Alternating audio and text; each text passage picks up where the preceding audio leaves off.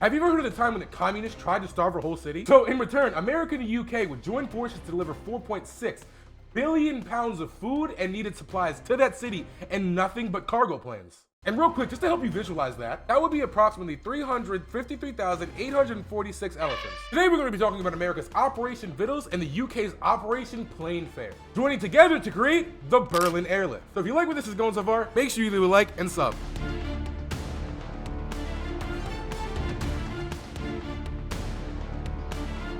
Alright, so very important backstory. The year is 1945. If you didn't know, was the conclusion of World War II. It was at this time where Germany was divided into 4 sections, each owned by different ally, that being the UK, France, America, and the Soviet Union. Crazy part is, Berlin was also sectioned off into 4 zones. Little problem, it was over 100 miles into the Soviet territory. Not bad at the moment, we just finished fighting a war together. We're all allies. They don't mind going in each other's territory and vice versa to bring needed supplies to the people who they are actively trying to help. And little side note, since this was the end of World War II, Germany was obviously in complete ruins. It's at this point where you can safely call this country third world. Berlin itself was nearly reduced to rubble and ash, so needed aid and supplies has to come in fast. See, now remember what I said that the Allies like to help each other? They're coming to each other's territory because they're actively trying to help the people. Now, see, the Allies wanted to do that. The Soviet Union had a different plan. You see, instead of helping the people, the Soviet Union wanted to make the people pay. They would do this by mass printing Germany's active currency, the Reichsmark. They had devalued the currency so much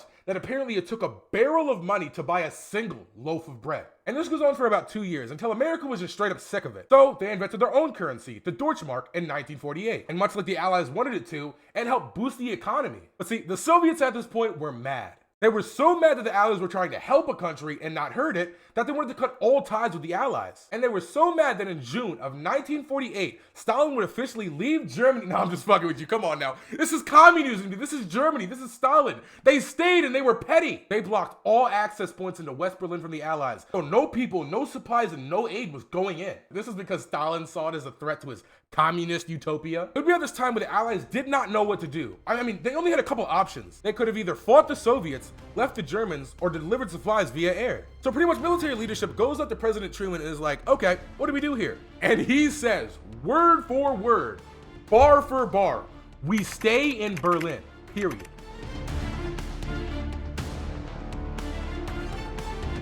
Choosing option 3, Britain would estimate and calculate the amount of resources they would have to airlift into Berlin just to maintain life. And it's honestly not that bad. Let me take a look at this real quick.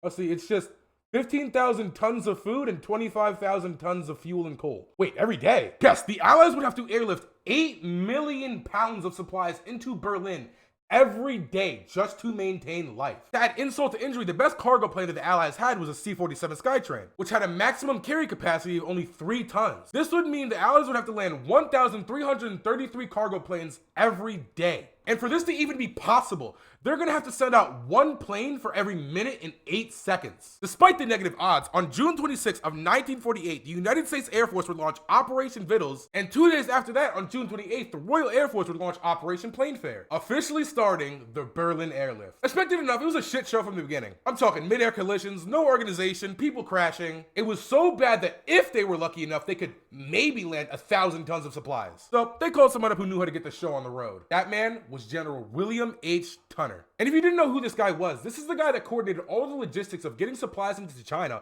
when they had to fly over the Himalayas. And right out of the gate, he organized and fixed everything. So there were 3 air channels going to Berlin. They would use the 2 outer channels for planes coming into the city and the middle one for planes going out. He not only found the perfect route, but the perfect launch time too. The Allies would launch 1 plane every 3 minutes, all day, every day. Each plane staggering at different heights to give them just enough time to land. And this worked wonders. The whole operation had turned right side up and everything was looking good for the Allies once more. They had gotten so good at landing these planes full of supplies that the impoverished Germans had realized they needed to help. This was due to the sheer amount of supplies that was coming off of the planes. So they showed up every day to help get the planes unpacked and sent off. And this is truly amazing because not only were the Allies helping, but the German people were helping too. I'm talking, you just had a military that was just fighting in a war that just hated each other. And now they're coming to render aid and help Berlin. And this is truly fascinating because the only setback that the Allies really did have was that they didn't have enough airfields to land on. So deadass, Germany just builds another one. They say, all right, bet. here you go, and they build another one. Due to all the effort made, the Allies are not only hitting their quota of 45,000 tons a day,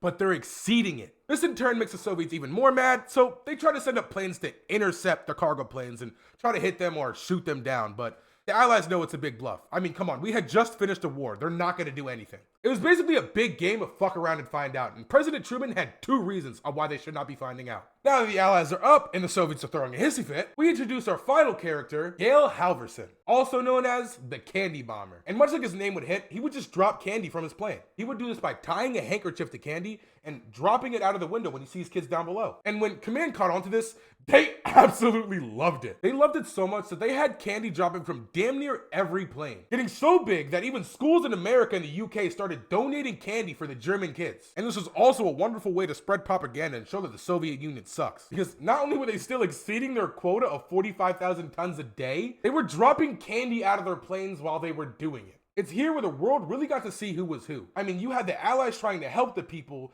and you had the Soviet Union trying to stop the help from coming into the people. And it just got to a point where the Soviets gave up and said, you know what, screw it, let's wait for winter, the flights will slow down. There's no way they can fly in that many planes when it's snowing and it's cold. And honestly, for once, I would say the communists were right, because the flights did slow down. This was because the Allies had since obtained the new cargo plane, the C-74 Globemaster. And unlike its previous plane, the C-47, which could only hold 3 tons, this could hold 25 tons. So yeah, that's a W on the Soviets' part, right?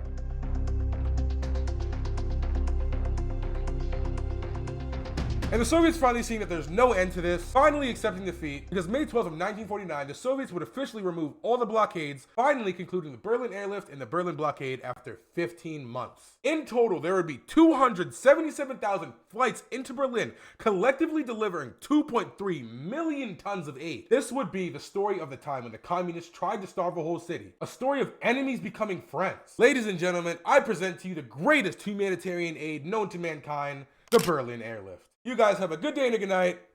Peace.